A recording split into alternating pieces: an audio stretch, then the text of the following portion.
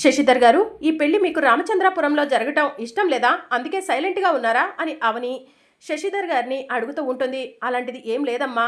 వేదవతి గారు ఎలాంటి నిర్ణయం తీసుకున్నా కూడా మాకు ఎలాంటి అబ్జెక్షన్ లేదు. వేదవతి గారు 4 రకాలుగా ఆలోచించి నిర్ణయం తీసుకుంటారు. ఆవిడ కోరుకున్న విధంగానే ఈ పెళ్లి రామచంద్రాపురంలో జరగటం మాకు చాలా సంతోషంగా ఉంది అని చెప్పి శశిధర్ చెప్తూ ఉంటే, మా నిర్ణయాన్ని గౌరవించినందుకు చాలా థ్యాంక్స్ శశిధర్ గారు అని చెప్పి వేదవతి చెప్తూ ఉంటుంది. సరే అండి, పెళ్లి ఏర్పాట్లను మేము దగ్గరుండి చూసుకుంటాము అని చెప్పి వేదవతి చెప్తూ ఉంటుంది. అవని, ఆ ఫోన్ ఇలా ఇవ్వు అని చెప్పి మాయ అంటూ ఉంటే అవని మాయకు ఫోన్ ఇస్తుంది. డాడీ, మీరు పెళ్లి టైం కల్లా కూడా పని పూర్తి చేసుకొని మండపం దగ్గరికి వచ్చేస్తారా అని చెప్పి మాయ అడుగుతూ ఉంటే, సరే బేబీ, తప్పకుండా వస్తాము అని చెప్పి శశిధర్ మాధవి చెప్తూ ఉంటారు. సరే daddy, have a nice day, bye అని చెప్పి మాయ ఫోన్ కట్ చేస్తుంది. ఏంటి అవని, మా పేరెంట్స్ ముంబైలో ఉన్నారని చెప్పినా కూడా వినిపించుకోకుండా ఫోన్ చెయ్యి అన్నావు. ఫోన్ చేశాను, మాట్లాడారు. ఇప్పుడు నీ అనుమానాలన్నీ క్లియర్ అయిపోయినట్టేనా అని చెప్పి మాయ అడుగుతూ ఉంటుంది. నువ్వు దుష్టశక్తివని, చెడ్డదానివని నిరూపించక ముందే నా అనుమానం ఎలా క్లియర్ అవుతుంది? నువ్వు దుష్టశక్తివని నేను త్వరలోనే నిరూపిస్తాను అని చెప్పి అవని మాయకు చెప్తూ ఉంటుంది. అమ్మా మాయ, నువ్వు బయలుదేరు, ఇక్కడే ఉంటే ఇంకా ఏమైనా అనొచ్చు అని చెప్పి వేదవతి చెప్తూ ఉంటుంది. సరే ఆంటీ గారు, వెళ్తాను, బాయ్ అని చెప్పి మాయ అక్కడి నుంచి వెళ్ళిపోతూ ఉంటుంది. ఈ పెళ్లి జరిగే లోపల ఇంకా ఎన్ని మంత్రాలు జరుపుతుందో ఏంటో ఈవిడ. పదండి లోపలికి వెళ్దాం అని చెప్పి నిహారిక వేదవతి వాళ్ళని తీసుకొని లోపలికి వెళ్ళిపోతుంది.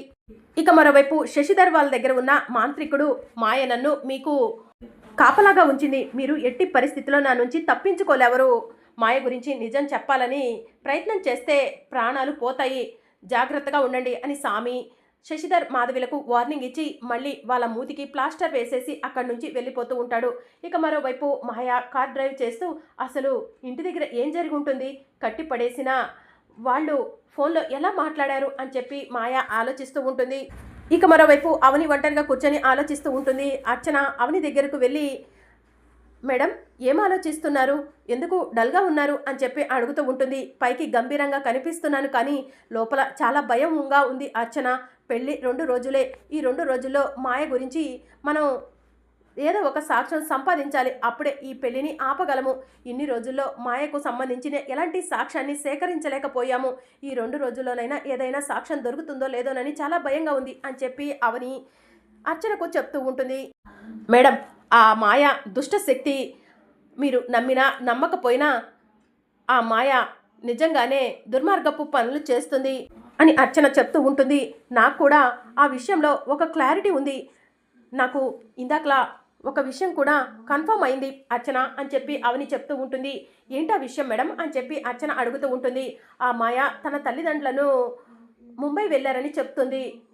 ఫోన్ చేయమంటే చాలా తడబడింది, కానీ అందరూ బలవంతం చేయడంతో తన పేరెంట్స్కి ఫోన్ చేసింది. తన పేరెంట్స్ ఫోన్ లిఫ్ట్ చేసేసరికి మాయ మొహంలో కంగారు కనిపించింది. అసలు మాయ ఎందుకు అంత కంగారు పడింది, ఆవిడ వెనుక అసలు ఏం జరుగుతుంది అన్నది నా అనుమానం అని చెప్పి అవని అర్చనతో చెప్తూ ఉంటుంది. మేడం, ఆ మాయ దుష్టశక్తి అని చెప్పాను కదా, ఆ మాయ ఈ 2 రోజుల్లో మన ఇంటికి రావచ్చు, పోవచ్చు, మన పైన మంత్రశక్తిని ప్రయోగించవచ్చు, మనల్ని బందీగా చేయొచ్చు. ఆ మాయ లాంటి వాళ్ళకు దూరంగా ఉండటమే మంచిది మేడం. ఆ మాయను మన ఇంటికి రాకుండా చేయాలి అని అర్చన చెప్తూ ఉంటుంది. ఆ మాయను ఇంటికి రాకుండా ఎలా చేయగలుగుతాం అర్చన అని చెప్పి అవని అంటూ ఉంటుంది. నా దగ్గర ఒక ఐడియా ఉంది మేడం అని అర్చన అంటుంది. ఏంటి ఐడియా అని చెప్పి అవని అడుగుతూ ఉంటుంది. భవానీ మాలలో ఉన్న ఒక కానిస్టేబుల్ మన ఇంటికి వచ్చి గౌరమ్మ పోలీస్ స్టేషన్ నుంచి మాయమైపోయినప్పుడు పసుపు కుంకుమలు అక్కడ ఉన్నాయని చెప్పాడు కదా, ఆ పసుపు కుంకుమను నీళ్ళలో కలిపి మన ఇంటి చుట్టూ చల్లితే కనుక ఎలాంటి దుష్ట శక్తి ఇంట్లోకి రాకుండా ఉంటుంది మేడం అని అర్చన చెప్తూ ఉంటుంది. అవని ఆలోచిస్తూ ఉంటుంది. ఏంటి మేడం, నేను చెప్పిన మాటపై మీకు నమ్మకం లేదా అని చెప్పి అర్చన అడుగుతూ ఉంటే, నువ్వు వేదం చదివావు, నువ్వు ఏది చెప్పినా కూడా నాకు నమ్మకంగానే అనిపిస్తుంది అర్చన. నువ్వు చెప్పినట్టుగానే చేద్దాం, పద వెళ్దాం అని చెప్పి అవని ఒక పెద్ద బిందె నిండా నీళ్లు తీసుకొని అన్నపూర్ణదేవి విగ్రహం దగ్గరకు వెళ్తుంది. గౌరమ్మ పోలీస్ స్టేషన్లో వదిలి వెళ్ళిన పసుపు కుంకుమను ఆ నీళ్ళలో కలుపుతుంది. ఆ నీళ్లు తీసుకొని అర్చన అవని ఇద్దరూ కలిసి ఇంటి బయటకు వస్తారు. ఇంటి చుట్టూ ఆ నీళ్లను చిమ్ముతూ ఉంటారు. ఇక అప్పుడే శ్రీకర్ ఫోన్ మాట్లాడుతూ అవని వాళ్ళని చూస్తాడు. ఇంకా అవని వాళ్ళ దగ్గరకు వచ్చి, అవని ఏం చేస్తున్నారు అని చెప్పి శ్రీకర్ అడుగుతూ ఉంటాడు. ఎలాంటి దుష్టశక్తి మాయ మంత్రాలు ఇంట్లోకి రాకుండా ఉండటం కోసం పసుపు కుంకుమ నీళ్లు ఇంటి చుట్టూ చల్లుతున్నాము అని చెప్పి అవని చెప్తూ ఉంటుంది. నువ్వు ఆ మాయ గురించే చెప్తున్నావు కదా అని శ్రీకర్ అంటూ ఉంటాడు. మాయ గురించే చెప్తున్నాను బావా. ఆ మాయ దుష్ట శక్తి అని నేను మీకు ఎన్నిసార్లు చెప్పినా కూడా మీరు నమ్మట్లేదు కదా. ఆ మాయలాడి మాయ తన మంత్రశక్తితో మమ్మల్ని ఎక్కడ బంధిస్తుందోనని నేను ఇదంతా చేస్తున్నాను అని చెప్పి అవని చెప్తూ ఉంటుంది. అవును సార్, నేను వేదంలో చదువుకున్నాను. ఈ పసుపు కుంకుమ కలిపిన నీళ్లు ఇంటి చుట్టూ పోస్తే ఎలాంటి దుష్టశక్తి ఇంట్లోకి రాదని అని అర్చన చెప్తూ ఉంటుంది. అవని, ఫూలిష్గా చేస్తున్నావని నీకు అనిపించట్లేదా? నువ్వు టూరిస్ట్ గైడ్గా చేశావు, చదువుకున్నావు, ఉద్యోగం చేస్తున్నావు, ఇలాంటివన్నీ నమ్ముతావా అని శ్రీకర్ అంటూ ఉంటే, దేవుడి విషయంలో నేను అన్నీ నమ్ముతాను బావా. నువ్వు నమ్మినా నమ్మకపోయినా ఆ మాయ దుష్టశక్తి అని నేను నమ్ముతున్నాను. మీ అందరికీ కూడా సాక్ష్యం తీసుకొచ్చి మీ అందరినీ కూడా నమ్మిస్తాను అని చెప్పి అవని అంటూ ఉంటే, శ్రీకర్ ఏం మాట్లాడకుండా అక్కడి నుంచి వెళ్ళిపోతూ ఉంటాడు. ఆ మాయకు సంబంధించిన ఏదో ఒక నిజం తెలుసుకోవాలి, అప్పుడే నేను ఈ పెళ్లిని ఆపగలుగుతాను అని చెప్పి అవని ఆలోచిస్తూ ఉంటుంది. ఇంకా అవని లోపలికి వచ్చి ఫోన్ చూస్తూ ఉంటుంది. మేడం, ఎందుకు అంత కంగారుగా ఫోన్ చూస్తున్నారు? ఏదైనా ఇంపార్టెంట్ కాలా అని అర్చన అడుగుతూ ఉంటుంది. అవునమ్మా అని చెప్పి అవని ఫోన్ లిఫ్ట్ చేస్తుంది. మేడం, మీరు ఒక నెంబర్ ఇచ్చారు కదా, ఆ నెంబర్ ముంబైలో లేదు మేడం, హైదరాబాద్ బంజారా హిల్స్లోనే ఉంది అని చెప్పి అతను చెప్తూ ఉంటాడు. ష్యూరా అని అవని అంటూ ఉంటే, ష్యూర్ మేడం అని చెప్పి అతను చెప్తూ ఉంటాడు. ఒకసారి నాకు అడ్రస్ షేర్ చేస్తారా అని అవని అడుగుతూ ఉంటే, ష్యూర్ మేడం, ఇప్పుడే మీ ఫోన్కి సెండ్ చేస్తాను, ఉంటాను అని చెప్పి అతను ఫోన్ కట్ చేస్తాడు. మేడం, ఇప్పుడు చెప్పండి, ఎవరు ఫోన్ చేసింది, ఎందుకు అంత కంగారుగా ఫోన్ మాట్లాడారు అని అర్చన అడుగుతూ ఉంటుంది. ఆ మాయ ఇందాకలా తన పేరెంట్స్ ముంబైలో ఉన్నారని చెప్పింది. ఫోన్ చేయమంటే చాలా కంగారు పడింది.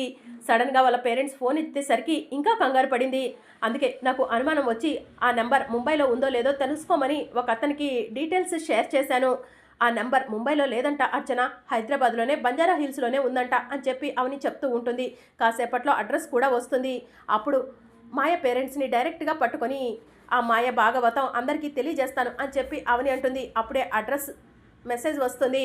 అడ్రస్ కూడా వచ్చింది.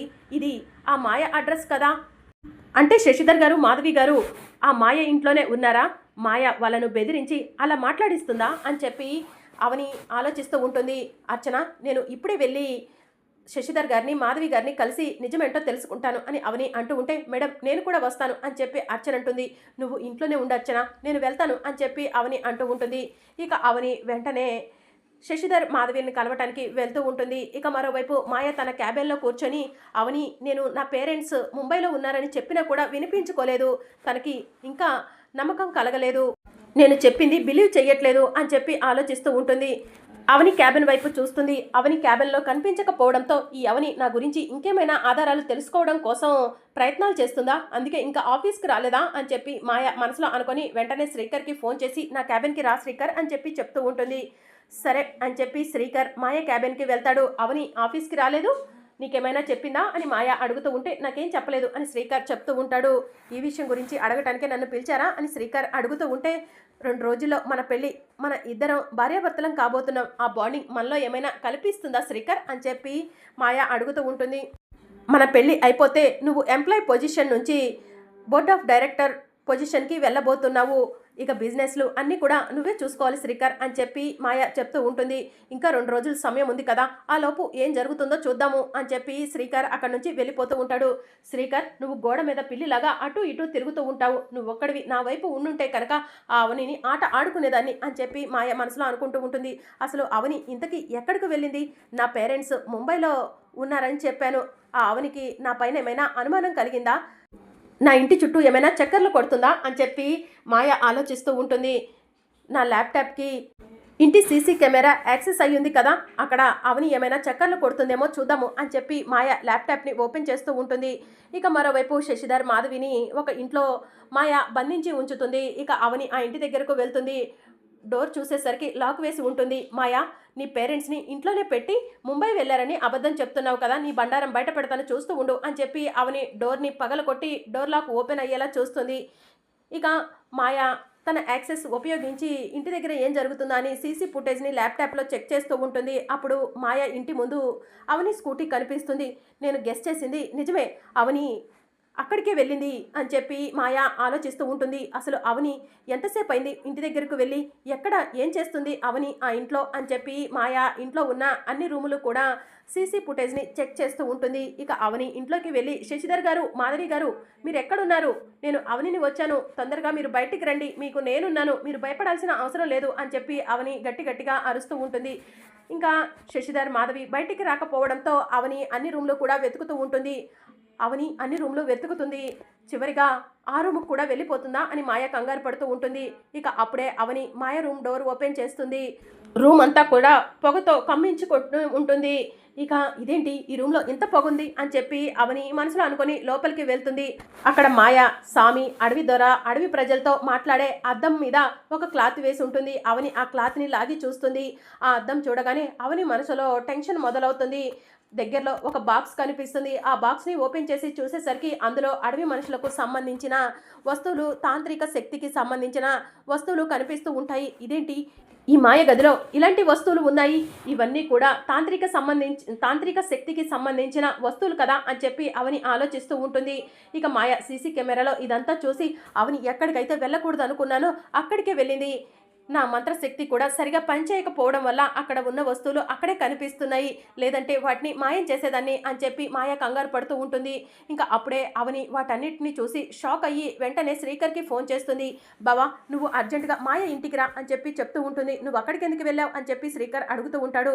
నేను ఆ మాయ గురించి ఎన్ని చెప్పినా కూడా నువ్వు నమ్మలేదు కదా బావా, ఇప్పుడు ఆధారం దొరికింది, రా బావా అని చెప్పి అవని శ్రీకర్కి చెప్తూ ఉంటుంది.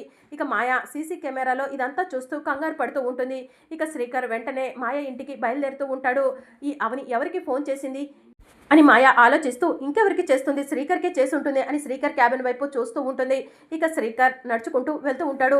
శ్రీకర్కే ఫోన్ చేసింది, శ్రీకర్కి అక్కడ ఉన్న సాక్ష్యాలన్నీ కూడా అవని చూపించబోతుంది. ఇంకా నేను నా శక్తి గురించి అందరికీ తెలిసిపోతుంది అని చెప్పి మాయ కంగారు పడుతూ ఉంటుంది.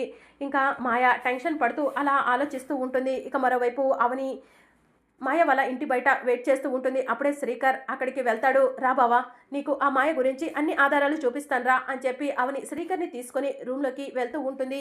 మరి అప్కమింగ్ ఎపిసోడ్లో ఏం జరగనుందో తెలుసుకోవాలనుకుంటున్నారా? అయితే ఛానల్ను సబ్స్క్రైబ్ చేసుకోండి.